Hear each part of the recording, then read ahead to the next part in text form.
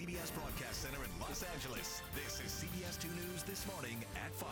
Good morning, everybody. It is Friday. We made it to the weekend. Welcome to CBS 2 News This Morning at 5 and streaming on CBS News Los Angeles. I'm DeMarco Morgan. And I'm Suzanne Marquez. There is a lot happening in your world today. Here's your SoCal Eye Opener. I ran to the backyard and the whole backyard was in flames. Look at those powerful winds that drove the flames in Fontana. We have a look at this overnight fire that damaged at least 3 homes. We've seen very credible reports of deliberate attacks on civilians. More pressure this morning on Putin.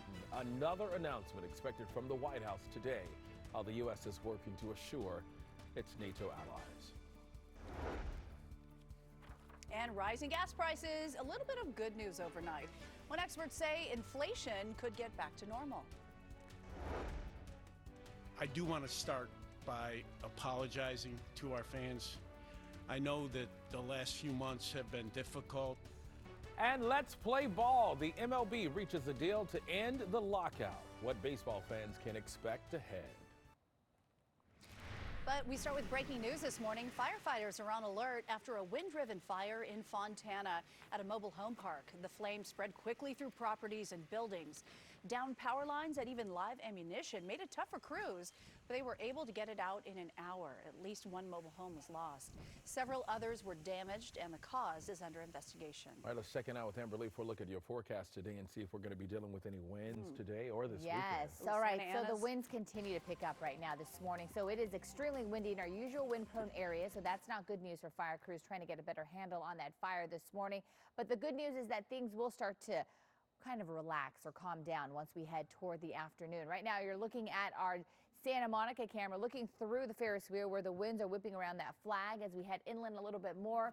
Downtown LA dealing with some chilly conditions, 48 degrees. Grab the jacket this morning, and then by the afternoon you won't need it because it will be a little warmer than yesterday. You can see we have double-digit wind speeds. These are sustained winds going through Santa Ana, Van Nuys, and also the Camarillo area. This is the reason why we have those wind advisories till later this afternoon, because once we get past this afternoon, those winds will still linger and be offshore, but they're not going to be quite as strong, and they begin to decrease. Some of the strongest winds will be over the foothills and mountains of LA County. Take a look at our highs, very different than yesterday. Remember, yesterday was the coolest day of the last 7 or the next 7, and then today we're looking at temperatures finally going up into the 70s, low 70s from the beaches to the Inland Empire, with a little bit of the warmer conditions for the valleys in the mid 70s, mid 60s for the high deserts, mid 40s for the mountains. I will break down our weekend forecast for you coming up. Back to you guys. All right, Amber, thank you. SoCal Edison has promised to reduce the number of customers it has to cut off during high wind conditions. Well, people living in fire-prone areas know the drill. They are usually on a list there for Cal Edison to potentially have the power shut off during wind and fire events. The good news is they shouldn't have to worry about this time around. Now, the utility put $1.7 billion toward reducing shutoffs by 70%. No public safety power shutoffs are currently expected. However, according to SCE's fire scientist, he did tell me that the vegetation is not dry enough to support a significant wildfire due to the recent rain in December.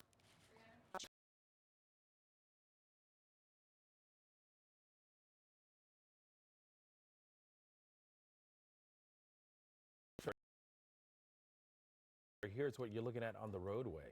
Looks pretty clear for both the Ontario Freeway and Riverside Barstow Freeway. 11 minutes for the northbound lanes there and 11 minutes for the northbound lanes on the 215 as well. Now for a live look outside from our Caltrans camera, this is the 10 freeway at Sierra Avenue in Fontana. Traffic is starting to pick up. It actually looks like there's an incident somewhere on the road because it is moving very slowly at this hour. We'll try to learn more about this situation and update you.